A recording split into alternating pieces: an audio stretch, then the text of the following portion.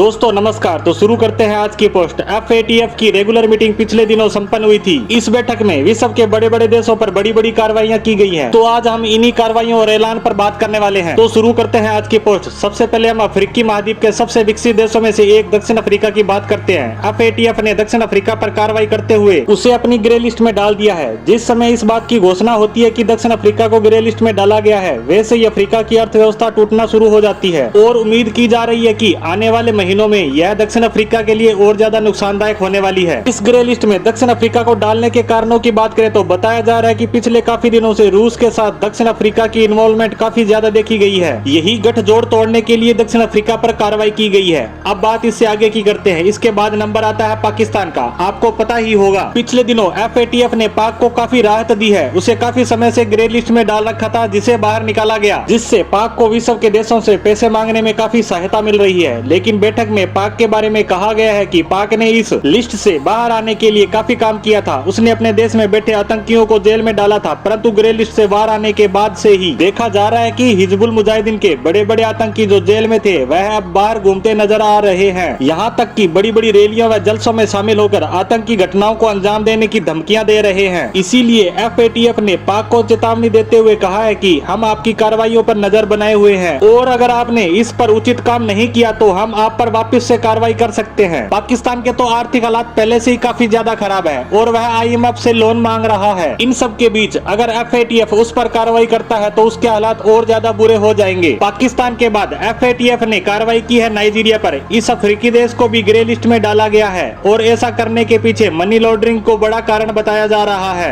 FATF उन देशों पर भी नजर रखता है जो अवैध रूप से पैसे का लेन देन एक देश से दूसरे देश में करते हैं और इसीलिए नाइजीरिया पर यह कार्रवाई की गई है। इसके बाद FATF में सबसे बड़ी कार्रवाई की बात करते हैं तो वह की गई है रूस पर। जी हाँ, रूस की FATF में मेंबरशिप को फिलहाल के लिए सस्पेंड कर दिया गया है। इतना ही नहीं, रूस को ब्लैक लिस्ट में डालने की तैयारी भी की जा रही है। बताया जा रहा है कि कुछ महीनों बाद जब FATF की रेगुलर बैठक होगी उससे पहले ही उसे ब्लैक लिस्ट में डाल दिया जाएगा। अगर आपको FATF की इस लिस्ट की जानकारी नहीं है तो बता दूं, यह 3 तरह की होती है, व्हाइट, ग्रे और ब्लैक। जो देश व्हाइट लिस्ट में होते हैं वे साफ सुथरा काम करते हैं, जिनकी छवि विश्व में अच्छे देशों के रूप में होती है। इसके बाद आती है ग्रे लिस्ट। इस लिस्ट में मनी लॉन्ड्रिंग, टेरर फंडिंग व क्राइम में इन्वॉल्व देशों को डाला जाता है। इसी लिस्ट में पाकिस्तान काफी समय तक रह चुका है। इसके बाद आती है अंतिम ब्लैक लिस्ट। इस लिस्ट में ईरान, उत्तरी कोरिया, म्यांमार आदि देशों को डाला गया है। जो देश परमाणु हथियार बनाने, तख्तापलट करने या अन्य देशों पर हमला करने जैसे कार्यों में शामिल रहते हैं, उन्हें इस ब्लैक लिस्ट में डाला जाता है और अब रूस को भी इसी लिस्ट में डालने की तैयारी चल रही है। FATF की ताजा कार्रवाई पर यह थी हमारी आज की पोस्ट। तो इसे यहीं समाप्त करते हैं। धन्यवाद।